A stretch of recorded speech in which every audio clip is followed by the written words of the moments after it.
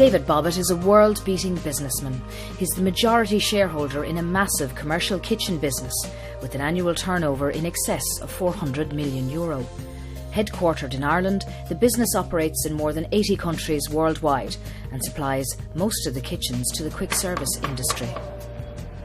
Only way I can operate the business is that I have to be in control of everything I do.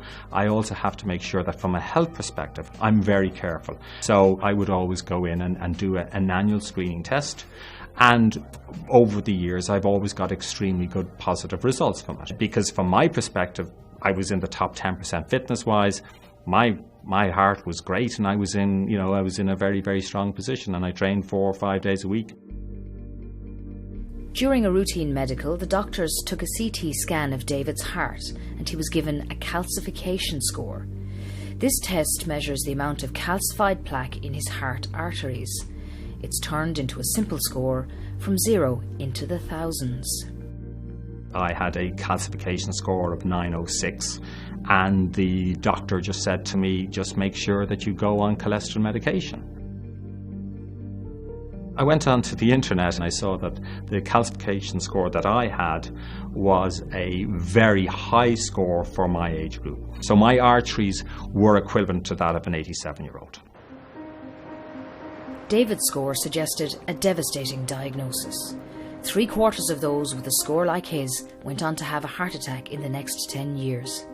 You never ever would have thought in a month of Sundays, you know what I mean, that an issue like this was going to be an issue for Dave, and especially when he'd had his screening done through the years, nothing ever showed up. So, you know, we thought this isn't going to be an area that's going to kind of hit us, you know, almost, if you wanted to be that kind of a smug with regards to anything.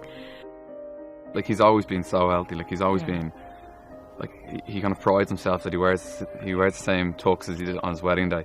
Normally he'd be making a big deal out of it, but he was just acting as if it was all fine and everything, and from that I kind of figured there was something wrong. But it's pretty shocking just to, like, he's so healthy and he does all exercise, and then to hear the news was just...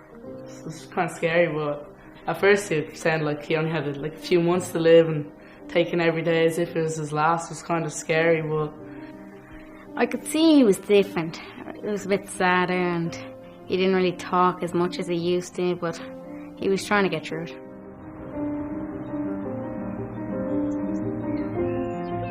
As my dad always does, he wants to take the initiative to do something about it. Like, he wasn't just going to sit around and let the doctors tell him what to do. He was like, I'll find out what's wrong, what I can do. David's search led him all over the United States.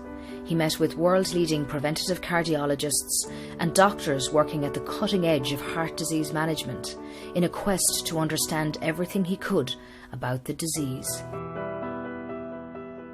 The tenacity and persistence that served David so well in growing his successful business brought him to a conclusion that he's determined to tell everyone about.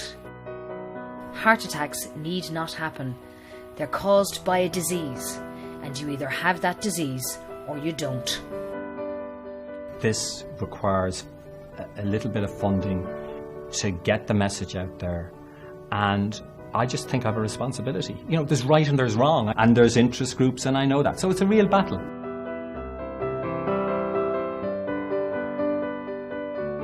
Everything I've ever done in my life, whether I'm a 24 handicap or a 20, I will do the best I can in every shot I play.